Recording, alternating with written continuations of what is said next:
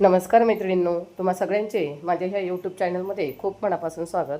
आज आपण Manchurian style thalipeeth कसे करायचे आणि त्याचबरोबर ड्राय मंचुरियन कसे करायचे हे पाहणार आहोत. तर रेसिपी खूप सोपी आहे. चला तर मग रेसिपीला सुरुवात करूयात. तर त्यासाठी इथे मी बारीक चिरलेला कांदा 1 वाटी, 3 वाटी बारीक चिरलेला कोबी आणि 2 चमचे बारीक चिरलेला लसूण घेतला आहे. आता यामध्ये आपल्याला 1 वाटी बारीक चिरलेली कांद्याची पात टाकायची, 1 वाटी बारीक चिरलेली कोथिंबीर टाकायची. आता यात मसाले टाकायचे आहेत.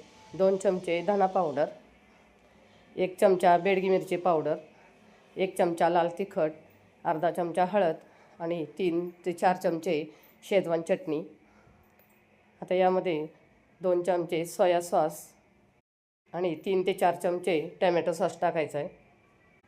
तर तुम्ही तुमच्या तिखटाप्रमाणे सॉस टाकू शकता. तर इथे मी 2 चमचे चिली सॉससुद्धा टाकला आहे. आणि आता यामध्ये चवीनुसार मीठ टाकून हे सर्व जिन्नस व्यवस्थित मिक्स करून घ्यायचे.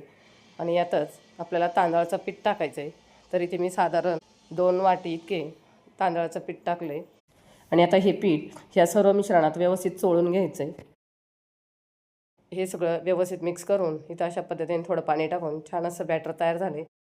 तर इथे मी पाणी टाकण्याआधीच त्यातलंच बॅटर मी थोडं मंचुरियनसाठी काढून ठेवलं आहे.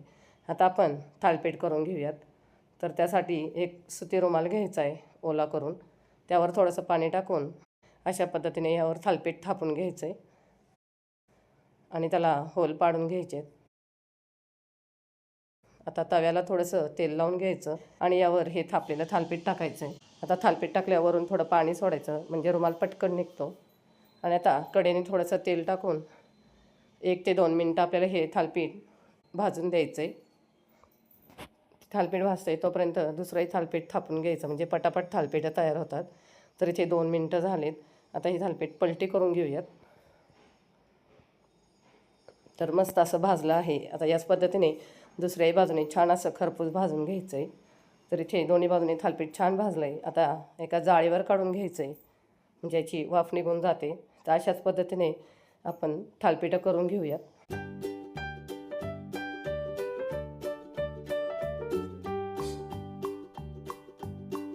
तर इथे थालीपीठं तयार झाली आहेत. आता आपण मंचुरियन करायला घेऊयात. तर कढईमध्ये तेल गरम करायला ठेवायचं आहे.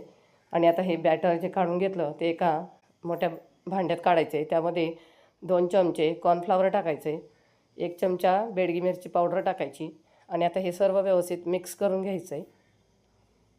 तर अशा पद्धतीने ते छान असे सर्व मिक्स करून झालं आहे. थोडासा पाण्याचा हात लावून आता याचे आपल्याला भजे करून घ्यायचे आहेत. तर छोटे छोटे असे भजी तेलामध्ये टाकून घ्यायचे आणि तेल मध्यम आचेवर गरम केलेलं असावं.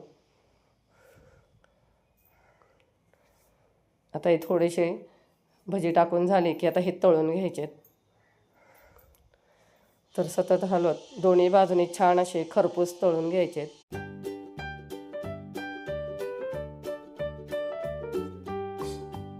तर ते छान तळले आहेत. यातले बबल्सही कमी झालेत. आता हे मंचुरियन काढून घेऊयात.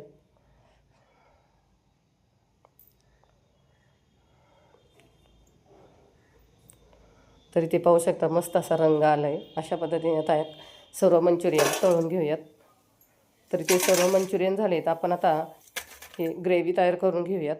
तर त्यासाठी इथे मी तेलात थोडासा लसूण कांदा पात टाकली, टॅमॅटो सॉस सोया सॉस टाकला आणि आता यामध्ये आपल्याला स्लरी टाकायची आहे. तर इथे मी अर्धा पेला पाणी घेतलं आणि त्यामध्ये 1 चमचा कॉर्नफ्लॉवर टाकून त्याची स्लरी करून घेतली, ती यामध्ये टाकली. आता थोडंसं मीठ टाकायचं आणि हे 1 ते 2 मिनटं छान असं मिक्स करून झालं की यामध्ये तळलेले मंचुरियन टाकायचे आणि अशा पद्धतीने सर्व बाजूने व्यवस्थित मिक्स करून घ्यायचे.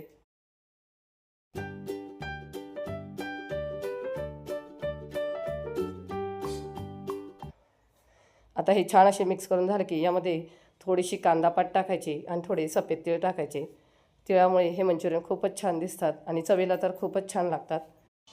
आणि ते आपले मस्त असे ड्राय मंचुरियन तयार झालेत.